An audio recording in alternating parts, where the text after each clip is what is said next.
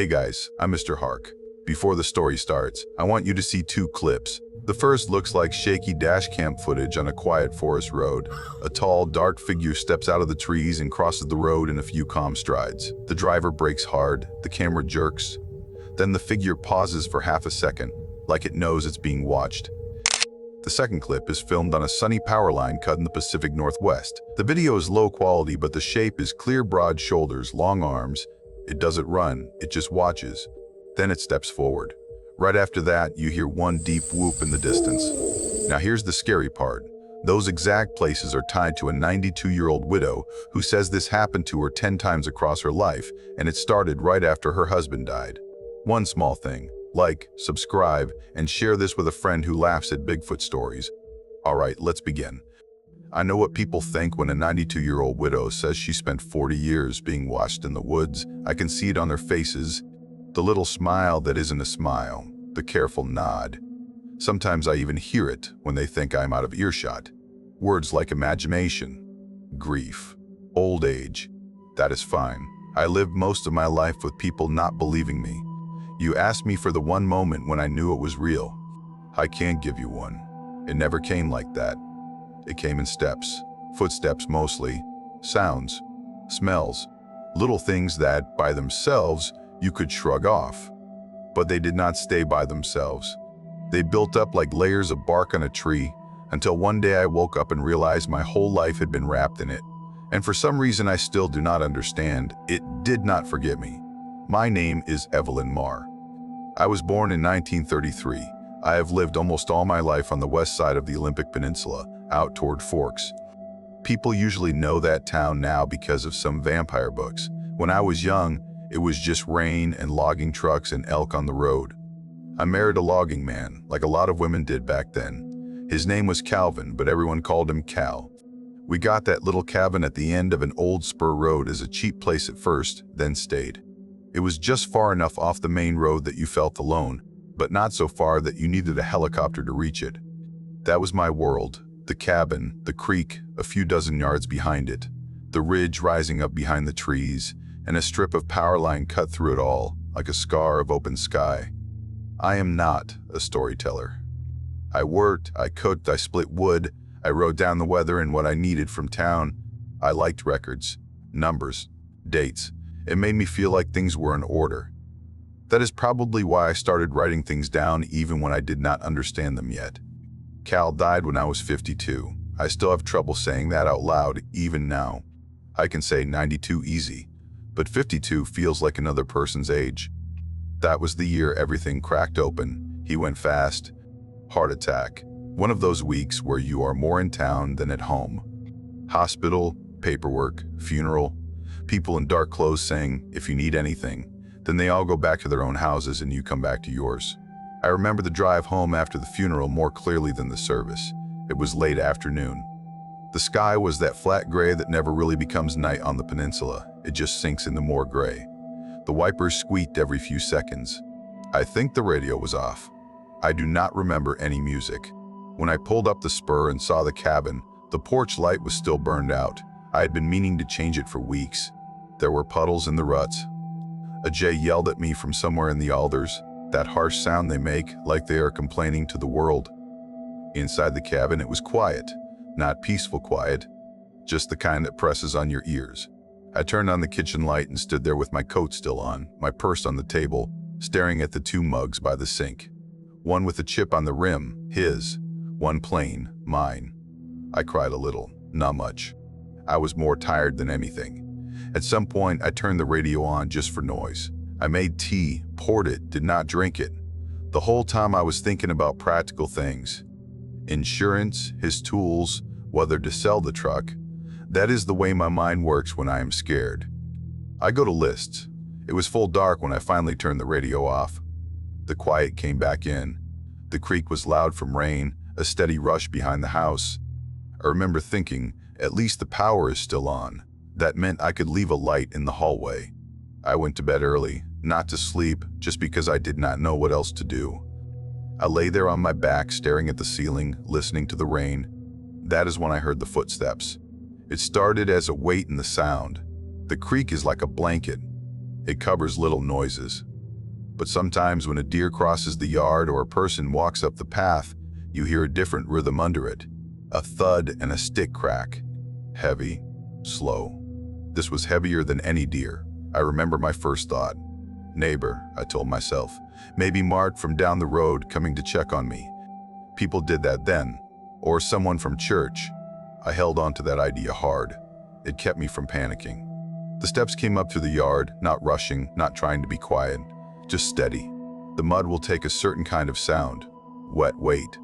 I could see a little strip of the yard from my bedroom window if I lifted my head. The light from the kitchen left a soft glow at the side of the house. The rest was just black in the pale line of the power pole. The steps stopped. The next sound, I do not know how to explain it, so it does not sound dramatized. It was a whoop. One long, low whoop, not a word, not a howl, deeper than any voice I knew. It came from the trees, not from right outside the window. It rolled through the wet branches and seemed to keep going even after the sound was gone. My first feeling was anger. It sounds strange when I say it now, but that is what came up. Someone messing around the night of my husband's funeral. Someone thinking they were funny. I swung my legs out of bed and went to the window. The glass was cold under my hands. The porch light was still out, but the kitchen light poured a little rectangle onto the mud by the steps. That is where I saw it.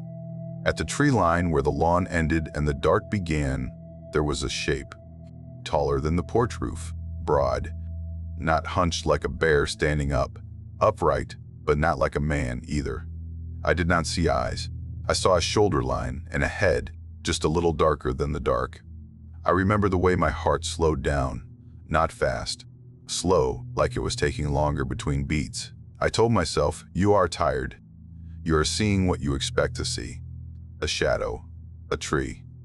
I stared at that spot until my eyes hurt and the shape never moved. Eventually, I backed away.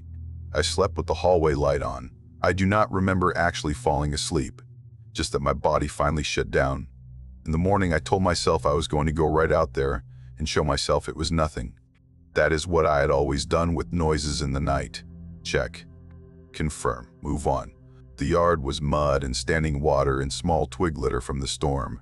I stepped off the porch and my shoes sank half an inch. The air smelled like wet earth and cedar.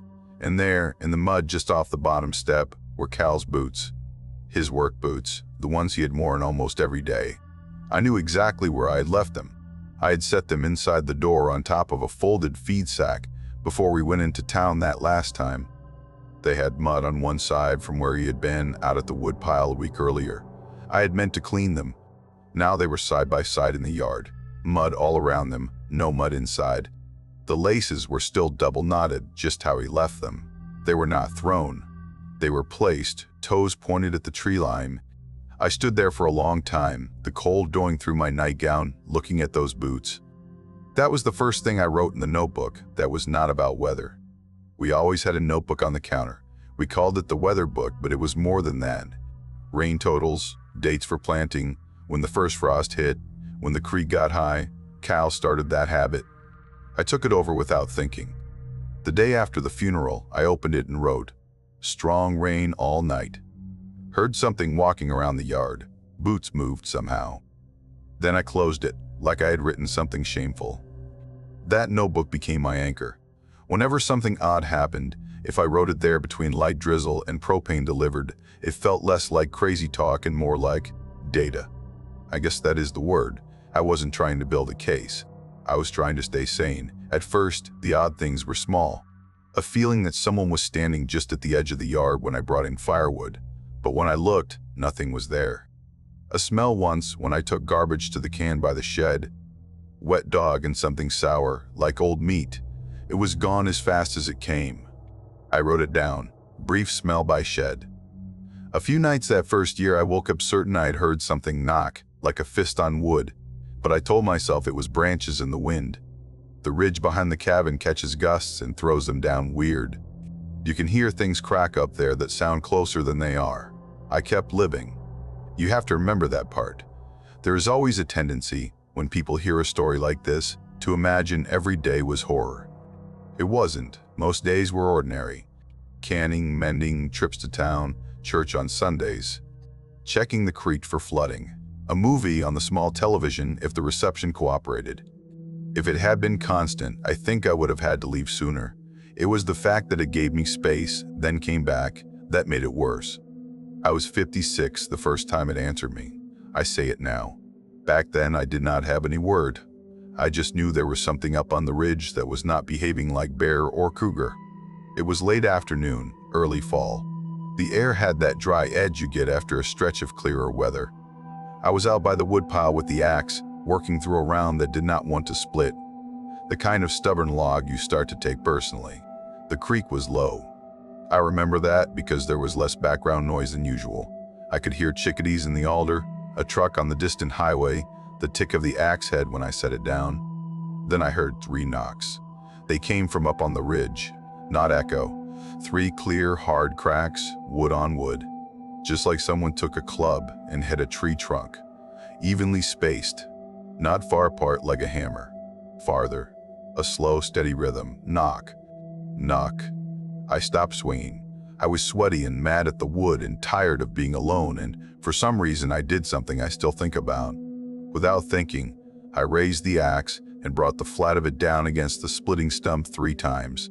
Not as loud as what I had heard, but sharp. Knock, knock, knock. I told myself I was just seeing if the sound would bounce, if there was some echo trick. The answer came almost right away. 3 more knocks. Same spacing, same pitch from the same direction on the ridge, like it had been waiting for me to finish. The birds went silent. That was the part that really got me. 1 second they were chattering, and the next, it was like someone had turned a dial down. You know how it sounds when you close a car door and everything outside gets muffled? It was like that, except I was still outside. I did not move. I was standing there with the axe raised, breath shallow, listening. My ears started to ring because I was trying so hard to catch any little sound. After a moment, something else happened. To the side of the shed, there was an old rotten log. It had been there since before we bought the place. It lay across a dip in the ground, half sunk, soft as sponge. I always stepped over it without thinking. As I stood there, that log rolled. Not downhill, not along the slope. It rolled sideways, away from the shed, like someone had put a hand on it and pushed. A couple of inches. Enough to make this wet, squelching noise and send a puff of rotten smell into the air. If a wind gust knocked it, I should have felt that same gust on my face. There was no wind. The trees were still. I remember the feeling under my skin. My scalp tightened. That is the best way I can say it. Not goosebumps exactly. I picked up my gloves, left the axe stuck in the stump, and walked back into the house without looking at the ridge. I locked the door. Then, for the first time, I locked the deadbolt too, even though it was still daylight. In the notebook that night, I did not write "something answered the knocks." I wrote "wind maybe, heard 3 cracks." Log shifted, birds quiet. I underlined maybe 3 times. By the time I was 61, it was a pattern I could not ignore, even if I still did not talk about it. Most of the time it was sound. Steps in the yard when there should not have been. A branch breaking in a way that did not match the wind. Knocks when I was alone. After a week of hard rain that year, the creek behind the house came up high. It did that every once in a while. Not flood exactly, but high enough that the banks turned to soup. It made me nervous, so I would walk the edge to check for undercutting. Every step I took on the path squished. The air smelled fresh in that cleaned-out way after a long storm. Down by the creek there is a bend where the water slows and the bank flattens. That is where I saw the footprints. At first my mind tried to assign them to elk. Elk tracks are everywhere up there, but these were not elk. They were longer, human-shaped. A heel, a wide middle, a narrowing toward toes. No claw marks, no hooves. Bare. I have seen a lot of boot prints and bare feet over my years. These were wrong. Too long. Maybe twice the length of my foot, and I do not have small feet. The stride between them was longer than any step I could make without practically doing the splits. They went along the bank, right at the edge of the water. Every print was deep, pressed down into that heavy mud. In a few places there was a drag mark along the side, like something massive had brushed past, or maybe a hand steadying itself. I stood back a few feet and looked at them for a long time. You hear people talk about finding a print and taking pictures, making casts, calling someone. I did none of that. I went back to the house. I sat down in my kitchen chair and shook. My hands would not pick up the mug, because if I admitted what I was looking at, then everything else I had written down stopped being odd little notes and became a single thing, a presence. That thought scared me more than any single footprint. That night, I woke to breathing. At first, I thought it was me. I was lying on my side, facing the bedroom wall that runs along the back of the house. The creek side. I could hear my own breath in the pillow. But there was another sound, too. It took me a minute to understand that it was not in the room. It was outside, right on the other side of the wall. I could hear air going in and out, not wheezing, like someone who had walked a long way and then stopped to rest. Close. So close that I started to picture the studs in the wall, the thin layer of insulation, the siding. That was all that was between me and whatever was standing there. I held my breath to make sure it wasn't just echo from me. When I did that, the other breathing kept going. I did not move. I did not get up to look. I tell myself now that was smart. Back then, I felt like a coward. After a while, I heard the faintest scrape, like a shift of weight. Then the breathing got a little farther away. 1 step, 2, then nothing but the creek again. The next morning I moved the bed, even though it hurt my back. I put it against the interior wall. I also went into town and bought a second lock for the front door. The clerk at the hardware store asked if I had trouble with raccoons. I said, something like that, and he laughed. When I came home, I wrote, breathing outside wall. Very close. Second lock. I underlined, very. I also bought a cheap camera. One of those plastic ones you could carry in your pocket. I kept it by the kitchen window for years. I never once managed to raise it in time. I was 66 the first time I saw it move in open space. I had seen shapes before. That first night at the tree line. A dark shoulder between trees when I carried in laundry one afternoon. A suggestion of something tall in the power line cut. But this was the only time my headlights were on it. Clear enough that to this day, if I close my eyes, I see the way it held itself. It was late fall. I had been in town longer than I planned, picking up a prescription and a bag of feed. The sky gets dark early out there. I remember watching the clock at the pharmacy and thinking, you better hurry, you do not like that road at night.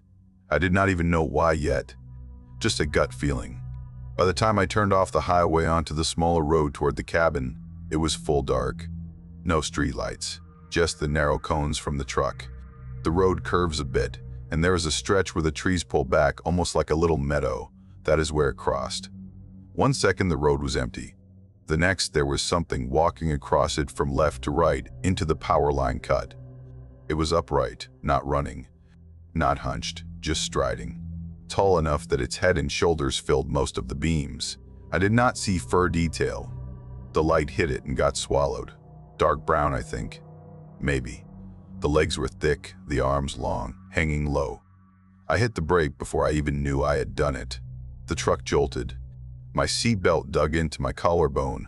My hands locked on the wheel. I had this stupid thought, like, my eyes are too old, I am seeing things. It stepped off the road and into the ditch, then stopped. Turned its head. That is the part I cannot shake. The way it turned. Not a quick, startled jerk like a deer. Slow, controlled. It looked right into the windshield. I did not see eyes glowing or anything like that. What I felt, more than saw, was that it was looking straight at me, like it had known I was coming, like it had been waiting to see who else shared that road. The feeling that went through me then was not just fear, it was being measured. The way you might look at a shed and think, is this worth breaking into? We stayed like that, frozen. Me in the truck with the engine idling. It in the ditch, just turned enough that I knew it saw me but not bothered. I do not know how long it was. A few seconds probably, but my hands went numb. Then it stepped down into the ditch fully and up into the brush under the power line. 1, 2, 3 strides, and it was gone. Just this faint sound of wet leaves and then nothing. I sat there in the middle of the road, shaking, until another car came up behind me and honked. I jerked and pulled forward, heart hammering. By the time I got to the cabin, I had made a little story for myself. A bear standing, a trick of the light. My mind replayed that turn of the head anyway. I stopped driving that stretch after dark. I started making my trips earlier, planning around the sun. I told people it was because my eyes weren't good at night anymore, which was true, but it was not the whole truth. In the notebook I wrote, saw something cross the road, tall, upright, looked at me. Then I closed it and went and checked the new lock again. 71 was the year the house stopped feeling like a house. We get storms out there that feel like the sky is sitting on your shoulders. The kind where the power goes out and stays out until the crews can be bothered to drive down your little spur and fix it. I was used to that. We had candles. We had a kerosene lantern. We had wood heat. That night, the wind had been bad all afternoon. The power flickered a few times while I was trying to listen to the news, then went out for good. I lit the lantern, put it on the kitchen table, and warmed up some soup on the wood stove. It should have been cozy. That is what I remember thinking. The kind of night people put in greeting cards. Little house, big storm, warm light. Instead, there was this tight feeling in my chest. I had started to notice a pattern by then. The strangest things happened when I was alone and the power was out, when there was no easy way to call anyone. I finished my soup, washed the bowl, and dried it. Slow because there was nothing else to do. The lantern flame made the shadows move on the walls. Every time a branch hit the side of the house, I jumped. Then I heard it. A light tick on the roof. At first I thought it was just debris from the trees. Pine cones, little branches, that happens. But this sound was too neat. A tiny pause between each one. A small object hitting the metal roof, rolling a bit, then stopping. Tick, a few seconds. Tick, another few seconds. Tick. It went on like that. Not many, maybe half a dozen. Each one in nearly the same place, above where I was sitting. I moved the lantern to the counter and turned off the stove so I could listen better. My heart was pounding. The storm was still going, but between gusts, I could hear those little stones, if that is what they were, land with this faint, sharp sound. Not like branches skidding. Like something testing the roof. I did not know what to do with my hands, so I held onto the back of a chair. The next thing was the shadow. The cabin is small. From the kitchen you could see the main front window. The lantern light inside and the lightning outside kept trading places, bright then dim. Between two flashes I saw a shape slide across the glass from one side to the other. Not a tree shadow, not with the direction it moved. And too close, almost pressed to the glass. A large rounded form, a slope where a head should be. Then, for a second, a face filled the window. I was not right in front of it, so I saw it from an angle. Heavy brow ridge, wide nose. Skin that looked dark and wet. No beard like a man, but not smooth either. The mouth was closed. The nostrils flared. It was close enough that if I had been standing there, I think I could have reached out my hand and touched the glass. What I remember most is that the expression was not rage. It was calm, focused, like someone looking into a store window. I made a sound then. Not a scream, just this small, breathy "oh." My throat locked up right after. The face moved away. The shadow passed out of the frame.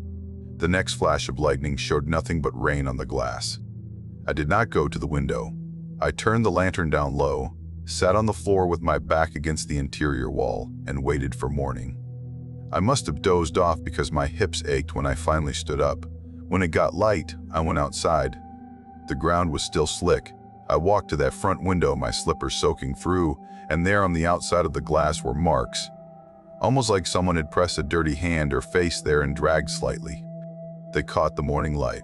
I tried to clean them off with vinegar and newspaper. It took effort. No raccoon stands that tall. No raccoon has a face that wide. After that, the cabin did not feel like mine anymore. It felt like a place I was borrowing under observation. That was when I started to think, it's learning me. That was the phrase that came into my head. Not learning about me, learning me. The way you learn a route or a pattern, where I sat, what I did when the power went out, how close it could get before I lost my nerve. I wrote it down, something at window, stones on roof, smears outside, learning me. By the time I was 76, I had learned to live with two lives, the one I could talk about in town, and the one I wrote down at the cabin. I had not moved because I did not know how. The idea of leaving that place where I'd lived with Cal felt worse than the things that visited me there. I told myself, I am managing. I can always leave tomorrow. That was the year things started to appear instead of just move. It began with bones. I noticed them first near the shed. A line of elk bones laid out along the edge of the wall. Not a full skeleton, just part of a leg, I think. Clean, no meat. Arranged in a straight row, smallest to largest. I thought maybe a kid from down the road was playing a joke, or some animal had dragged them and they just happened to land like that. So I kicked them aside and forgot about it. A week later, there was a crow feather, stuck upright in a crack in the old stump by the woodpile. I had split wood there the day before. The stump was bare then. Now the feather stood straight up, black and neat right where my hand would go. I took that one more personally. I pulled it out and tossed it. My stomach felt cold. The odd thing is, none of these things were threatening by themselves. Bones. A feather. A smooth stone I found on the porch one morning, gray and polished like it had been handled a lot. People collect rocks all the time, but these were placed. That was the word that kept coming back. Not dropped. Not blown. Placed where I would have to see them. The worst was the cloth. I was coming back from the shed with a bucket of kindling when I saw it on the stump. A strip of fabric, maybe 6 inches long, red and dark blue pattern, worn soft, flannel. We had a dozen flannel shirts in our marriage. I'd washed them, folded them, sewn the elbows when they gave out. That pattern was not the same as any of Cal's exactly, but it was close enough that my heart tripped. I picked it up. It was damp, but not muddy. Just like someone had carried it in a wet hand and then laid it down. I stood there with that strip in my fingers and I started to cry. Not because of the thing in the woods, because of Cal. Because some part of my brain tied those two together. Him and this presence that had been getting closer ever since he died. I kept that cloth. It is still in the top drawer of my dresser. That night, just after dark, I heard a sound out past the tree line. Not a whoop, not a howl. It took me a minute to realize it was a kind of muttering, a low, rolling noise, like someone talking to themselves in a language just beyond your hearing. Not quite words. Rising and falling in tone, then pausing. Then starting again, softer. I turned off the radio and sat there at the table, listening. My hands were flat on the wood. The sound did not come closer. It stayed just inside the trees, moving left, then right, like there was more than one voice, or one moving around. That was the first time I really believed in my bones that there might be more than one. The next day I did something I had not done before. I told someone. Not everything, just a sliver. My daughter, Lena, came out to visit. She was always better at making time for me than my son. We were sitting in the kitchen. She was trying to convince me, again, to spend more nights at her place in town.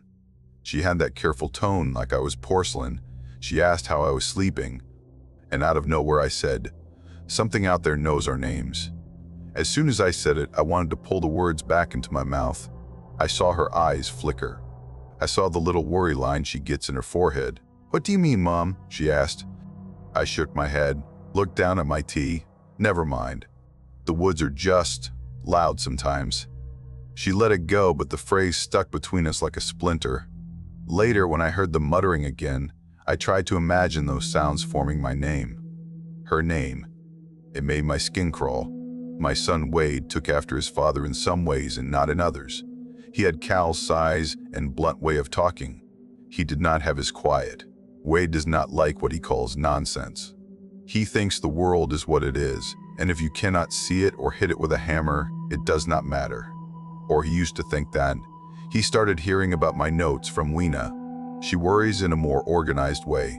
She had seen the extra locks, the way I avoided the road at night, the way I flinched at certain sounds. She asked questions. She peeked in the weather notebook one day when I was out hanging laundry. I did not like that, but I cannot blame her. One Thanksgiving when I was about 81, they both came up. It was already dark by the time they arrived. They walked in the door arguing in low voices. "Mom," Wade said after we ate and were clearing the table, "Lena says you're spooking yourself up here, hearing things." I felt the old surge of anger. Not at him exactly, at the way he said hearing things. So I said, "You want to see? We can go for a walk tomorrow. Up the spur." He laughed. "What, you want to introduce me to your forest friend?" His tone was joking, but his eyes were tight. "Wade," Lena said, warning. "It's fine," I told her. "He thinks I'm making it up. Better to let him see there's somewhere up there that does not feel right." So the next afternoon, we went. It was one of those cold, clear days when the air tastes metallic. The trees stood out sharp against the pale sky. We walked up the old spur that runs past the cabin and curves along the ridge. It used to be used by trucks, but now it is mostly moss and puddles. We were maybe 15 minutes up when I started to feel that pressure in my chest again. The quiet. I always feel it in the same spot. There is a bend in the road where the slope drops off and big spruces grow close together. The light changes there. It feels heavy. That is the best word I have. Here, I said. My voice sounded small. This is where I hear them most. Wade snorted. Hear what, Mom? Trees? He was walking ahead of me, boots crunching in the frost. Lena stayed near my side. I had my old walking stick.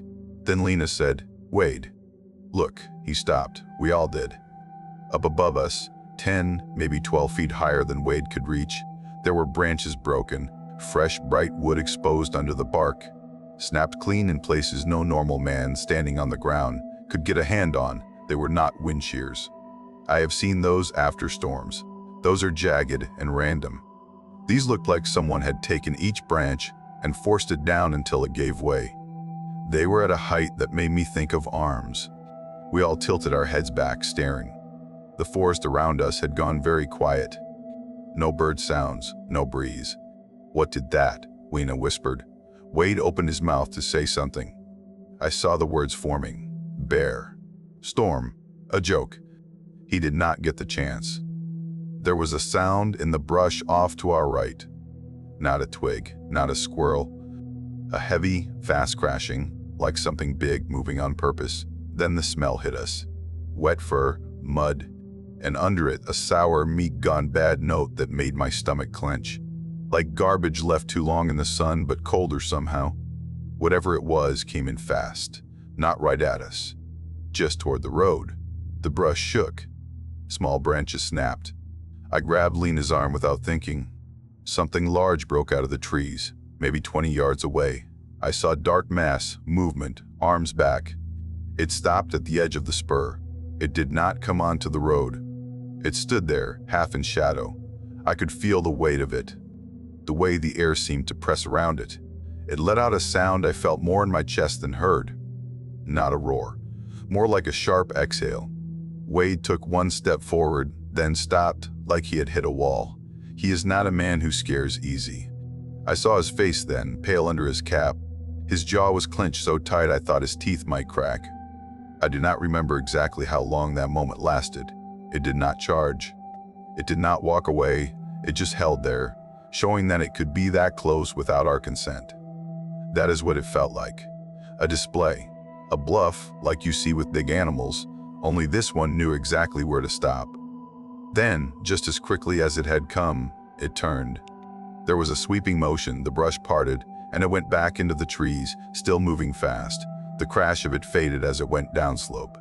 Nobody spoke for a full minute. Finally, Wade said, very quiet, we're going back now. We did. Nobody joked on the way down.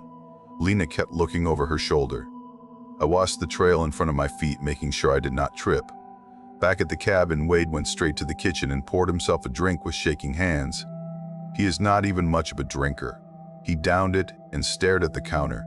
He looked at me and said, you should have told me it was like that. I wanted to say, I did. You just did not want to hear. Instead, I put water on for tea and my hands rattled the kettle. After that, he did not call it nonsense anymore. He did not like to talk about it, but he believed me. I could see it in the way he checked the locks twice when he left at night. The way he scanned the tree line like a man who knows something is out there and is trying not to see it. In the notebook I wrote, walked spur with Wade and Lena. Branches broken high. Something rushed us, stomped. Smell. Wade saw. No one laughing now. If you ask which night scared me the most, it was not the road, not the window. It was when I was 84 and I realized there were worse things in those woods than the one that watched me. It had been raining steady for days, the kind of rain that soaks through any coat if you stay out in it. The creek was high again. I could hear big rocks rolling on the bottom. That is a sound you do not forget. Like thunder underwater. It was late, maybe close to midnight. I could not sleep. My ankle had been bothering me that winter even before it got broken. Old sprain, weather ache. I was lying there, staring at the ceiling, listening to the water, when I heard an elk. We get elk moving through all the time. Usually you hear them snorting, clicking on the rocks, sometimes bugling in season. This sound was not like that. It was sharp, short, a kind of panicked bark I had only ever heard once before, when a calf got separated. It came again, longer. A drawn-out, strangled call that twisted my stomach. I knew enough to know that elk do not make that noise for nothing. Something was wrong. People think fear makes you freeze. Sometimes it does. Sometimes it does the opposite.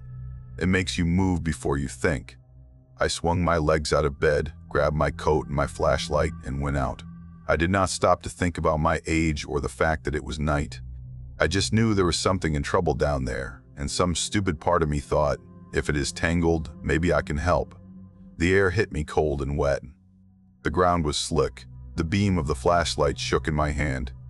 I heard the elk again, that awful sound, and followed it down the path to the creek. Near the water, the fog was thicker. My breath puffed out in little ghosts. The beam cut through branches, lit up alder trunks and hanging moss. The noise had stopped. "Hello," I called, feeling ridiculous. "Hey now." I shined the light along the bank. At first I saw nothing but water roaring and the shine of wet stones. Then, on the far side of the bend, something moved. It was down by the water, amid the alder trunks. At first it looked like a dark pile of something. Then it stood up. You have to remember, I am not for sure saying what it was. I tell you what I saw. It was tall. Taller than any man I ever knew. The shoulders were wide. The head sat low, not on a long neck like a deer, more sunk into the shoulders. The whole shape was wrong for a bear, too straight. It rose up from the bank like it had been crouched or bent over something. The flashlight caught a hint of a face, then slid off. The eyes, if I saw them, did not shine like an animal's in the light. They just seemed dark. I do not know if it saw me first or if I saw it first. All I know is that when it straightened, my body said, "You need to leave. Now." I took a step back, and that is where I made my mistake.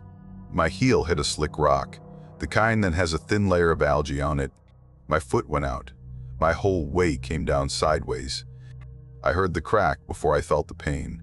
People say that as a figure of speech. I mean it literally. A sharp, dry crack. Then the pain came in like fire. My ankle screamed. I fell backward, hit the ground hard enough to drive the breath out of me.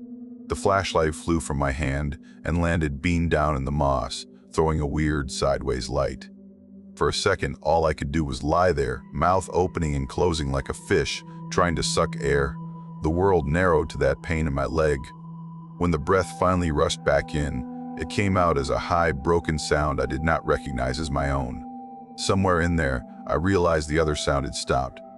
No more elk, no more roar of something moving on the other side. Just a creak in my breath and the pounding of my heart. Then I heard footsteps. Slow, heavy, coming around the bend on my side.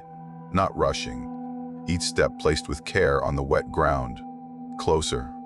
I could not get up. Every time I tried to move, my broken ankle sent a spear of pain at my leg that made my vision gray. The best I could do was pull myself a few inches back from the water with my hands, trying not to scream. The footsteps stopped right beside me. The light from the fallen flashlight threw a long, crooked shadow. I saw a leg, a shape like a knee bending, a mass blocking part of the creek. Then I heard it breathing. I know I have said that before, but this time it was closer than the bedroom wall. It was just above my face. I could feel the warmth of it on my skin. It sniffed. Long inhale, short exhale. If I had reached out my hand, I think I would have touched its thigh. I lay there, not even daring to blink, thinking, this is it. This is how you die. Not at 52 with your husband in a clean bed, but at 84 on a creek bank in the dark, with nobody knowing until your body washes up somewhere. Then something else happened, and it is the thing I have never been able to explain to anyone. The sound of it breathing changed. I cannot say how. It just did. It went from investigative, like a dog sniffing a strange smell, to something more I do not know, deciding maybe. It took one more slow breath, so close that my hair moved, and then it stepped away, just like that. The weight of it left the air. I heard its steps move off down the path, not toward the cabin, but along the creek, away from me. I lay there, still frozen, thinking I must be hallucinating from the pain. Then, a few seconds later, the night split open with a different sound. A cougar screamed downstream. If you have never heard that sound in person, I do not think any recording can prepare you. It is high and ragged and human in a way, like someone being hurt badly. The hair on the back of my neck stood up. The elk must have heard that before I did. Almost at the same moment, I heard brush thrashing, violent, heavy, something big moving fast, cracks of branches breaking, then another sound, low and rumbling, I could not place. The point is, whatever had been standing next to me was now down there, between me and that cougar. That thought sank in slow, even as pain blurred my vision. I do not know what happened down there. I just know the cougar screamed again, shorter. Then the thrashing went on for a while and then faded. The creek filled back in as the loudest thing. I stayed on the ground until I could breathe without sobbing. Then I rolled over and dragged myself inch by inch back toward the path, using roots and rocks to pull. I do not know how long it took. It felt like hours. When I got high enough up the trail to see the faint glow of my own curtains, I started yelling. Not loud at first, just these small hoarse calls. Wade, help. By some mercy, Wade had decided to stay the night on the couch instead of driving back to town after dinner. He heard me. His flashlight came bouncing down the path, and then he was there, dropping to his knees beside me. He swore when he saw my ankle. Then he looked over my shoulder, down the creek, his face tightening like he expected something to come out of the trees. Nothing did. He carried me up the path like I was a child. My hands were fists in his shirt. I felt every step in my leg. At the hospital later, the doctor said it was a bad break. Clean, but bad. I would not be moving around much for a while.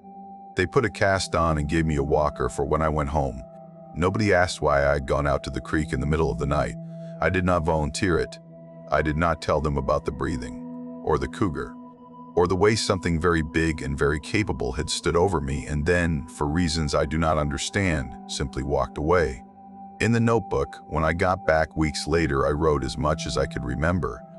My hand shook so badly the words are crooked.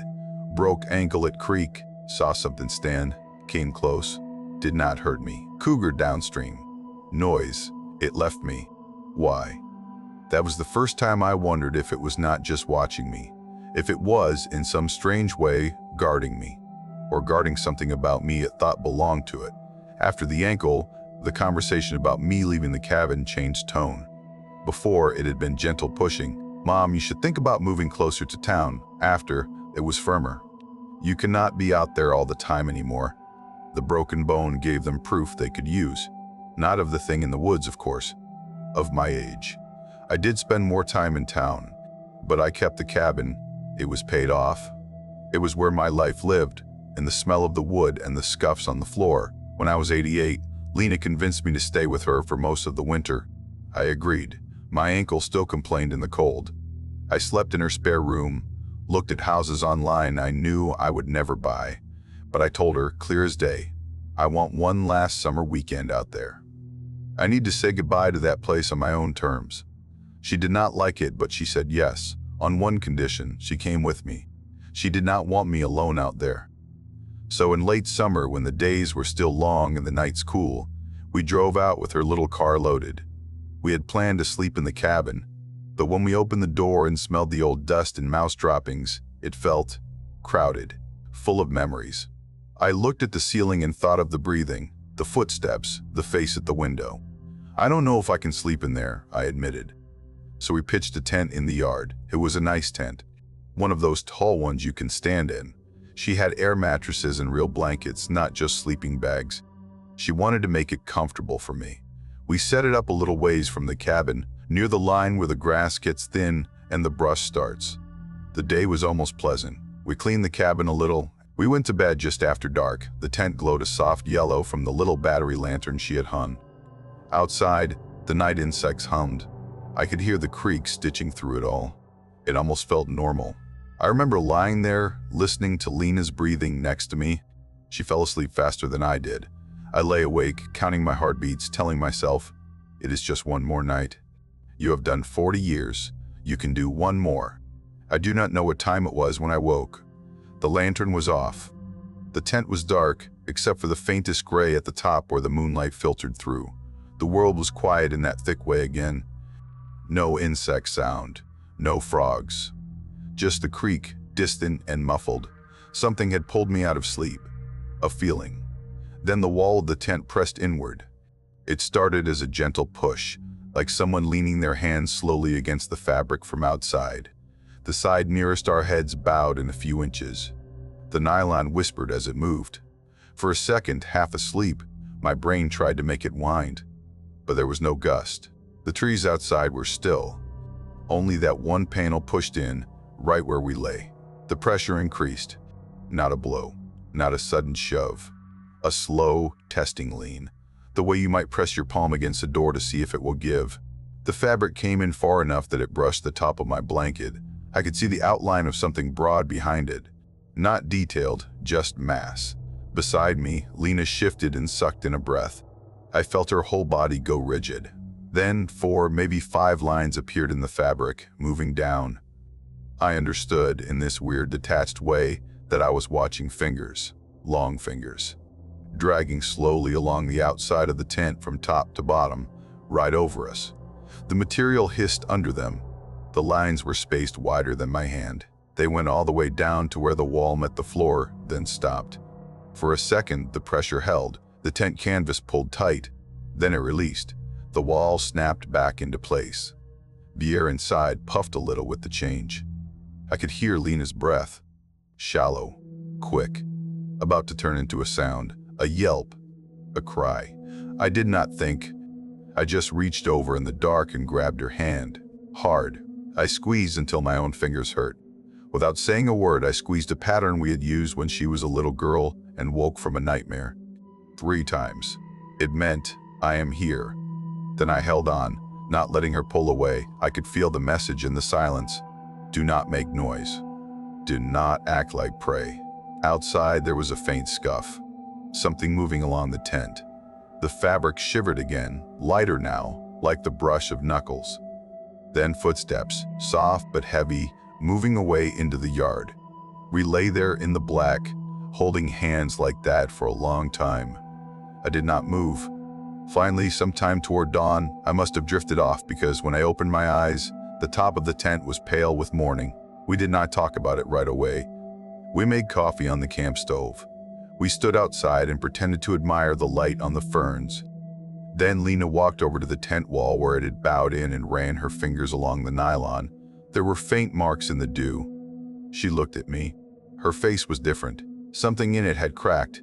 Not broken in a bad way, just shifted. Okay, she said quietly. Okay, I believe you. Later that day, she took out a notebook of her own, not the old weather one. A fresh pad with a blue cover. She asked me to start at the beginning. The boots, the knocks, the breathing, she wrote as I talked. Dates, seasons, times of day.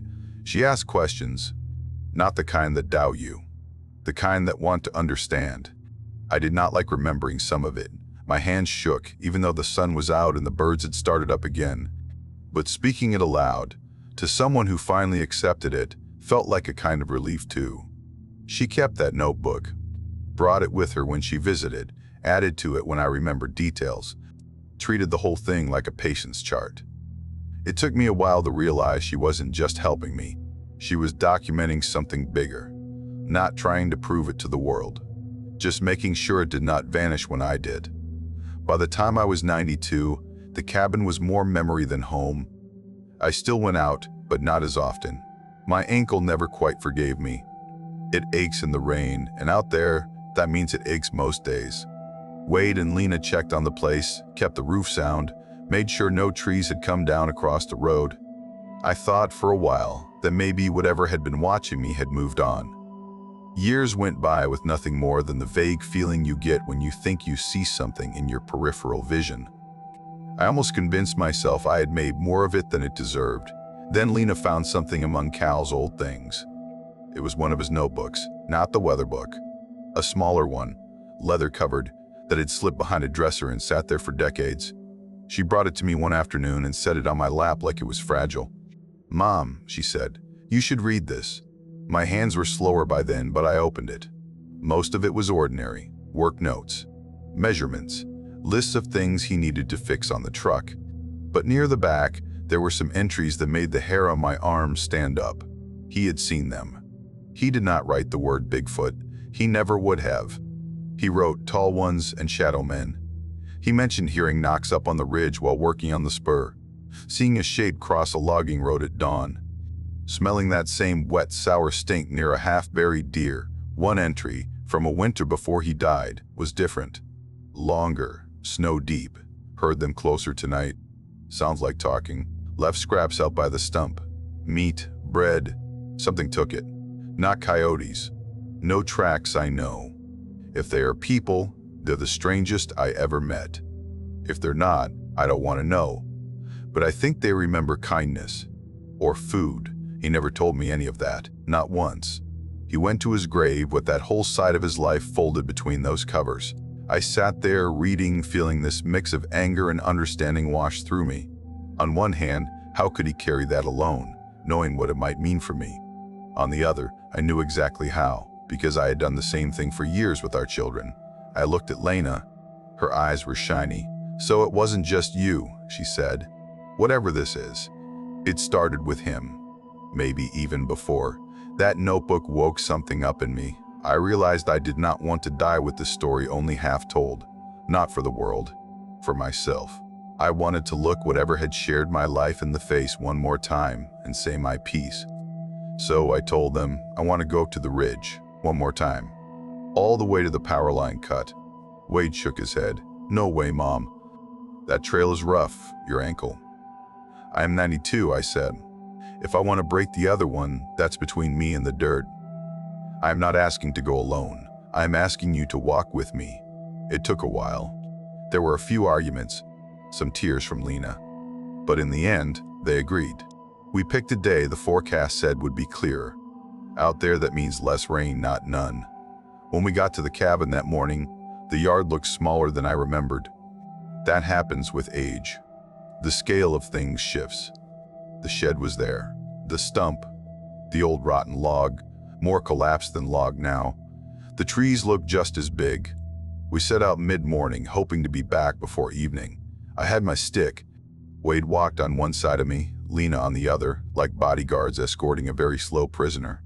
As we climbed, I felt that familiar tightness return in my chest, the way the sound changes under the big spruces.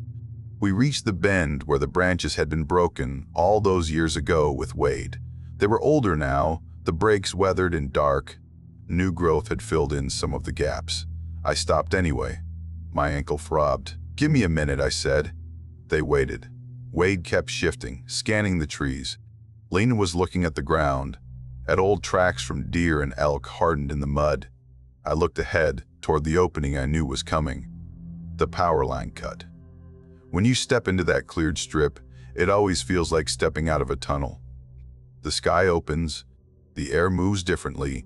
You can see farther than 10 yards. It has always made me uneasy and relieved at the same time. We walked the last stretch slow. When we reached the cut, the clouds had pulled back just enough that sunlight came through in patches. The wet ferns shone. The poles stood in a row, wires humming faintly over our heads. The ground was churned from maintenance trucks, and there, at the far edge of the open strip, just where the trees began again, it stood. It was facing us, not side-on like the road crossing, standing still. As tall as both Wade and another half of him stacked. Shoulders like a doorway, arms hanging long, hands near its knees. Dark brown, almost black where the light did not hit. The hair, if that is what it was, looked thick and matted in some places, smoother in others. It looked at me. Not at Wade, not at Lena first, and me. As if all the years had been a line drawn from that ridge to this moment. Every part of me went very calm. My ankle still hurt. My heart was beating fast, but my thoughts were clear. I remember thinking, "You've been at my window, at my wall, at my creek. You have smelled my fear enough times to recognize it." I stepped forward, one small step. Wade hissed, "Mom," and tried to catch my arm. I shook him off gently. I reached into my coat and took out Cal's notebook. I had brought it without telling them. "I know you do not understand what this is," I said, not sure if I was speaking to the creature, to my children, or to myself. My voice shook. "But this started with your father, not me." I held up the book so I could see. "I do not know why. It just felt right. I never asked for this life," I said. "I did not ask to be watched. I did not ask for your footsteps outside my door, but he helped you once. He left food in a bad winter. He wrote about you. And you remembered. You have been remembering ever since." The creature did not move. It did not tilt its head or show its teeth. It just watched. "I am tired," I told it. "I am not your debt. I am not your project. Whatever you owed him, you have paid. You have kept me alive when I should have died at that creek. You have scared me half to death and kept me from driving off the road at night. You have done enough." My voice broke on that last word. I did not mean for it to. The emotion just came up. "I am going to leave soon," I said more quietly. "One way or another. I just want to go without feeling you at my window. I just want to sit in a chair somewhere and hear only my own breath." For the first time, it moved. Not closer, back. It took one long step into the shadow of the trees. Then another. For a moment I could still see the line of its shoulders between trunks. Then even that was gone. No crashing. Just absence. A few seconds later, somewhere deeper in the woods, a single branch snapped, clean, loud enough to carry. I felt my knees weaken. If Wade had not grabbed my arm then, I might have gone down. "What did you see?" he asked, voice raw. "You didn't," I said. They had both been a few steps behind me, eyes on me more than on the tree line. They turned their heads now, scanning, but it was too late. All that was left in front of us was a single broken branch laid across the trail, about ankle height, fresh, green wood exposed. It hadn't been there on the way up. It ran from one side of the narrow path to the other, like a tripwire. A child might set in a game. Only this was not a game. We all looked at it without speaking. Behind us, from somewhere on another slope, a deep whoop sounded. Then, from farther off, another answered. Not loud, not showy. Just one calling, another replying. Roll call, I thought. That word dropped into my head, like a family checking in. I do not know how I knew it was done with me. I just did. The way you know a storm has moved past even when you can still hear thunder far away. We walked back down slow. My body was shaking, but not from fear alone, from the weight of time. 40 years is a long time to carry something like that. At the edge of the yard, I stopped and turned around, looking up toward the ridge. I could not see anything but trees and the cut line. Winnie took my hand, gentle this time. "Mom?" she asked. "It's all right," I said. And for the first time in many years, I almost believed it. It's not gone. It's just done with me. That night, back in town, when I tried to sleep, I kept hearing the echo of that last whoop. Low, matter of fact. It did not scare me the way the first one did, all those years ago by the cabin. It just sat there in my mind, like another entry in a notebook. Rain all night, power out. Elk calling. Something walking the ridge. Old woman finally left alone. Sometimes people ask why I did not take pictures, why I did not call someone from the start, why I did not sell the cabin the first time the boots moved. I do not have easy answers for that. Part of it is stubbornness. Part of it is fear of being laughed at. Part of it is that when you live alone in a place like that, the forest is not a backdrop. It is your neighbor, your warning system, and your comfort. To admit that neighbor holds something you do not understand is like admitting there is a stranger living behind your walls. It rattles everything, so you manage. You turn on the radio when it gets too quiet. You write things down between weather notes. You buy extra locks. You make deals with yourself. If it knocks 3 times tonight, I will leave. If I smell it again, I will tell someone. Then it does, and you do not, because life is not that simple when you are in it. I am telling it now because there is not much else left to lose. I do not expect anyone watching this to come up to me in the grocery store and say, "I believe you." I do not need that. What I want, if anything, is for someone out there who has heard something at their bedroom wall or seen something cross a road at night and told themselves it was a deer, to know they are not crazy. Even if they are, even if I am. The things still happen to us the way we remember them. The body does not lie about fear.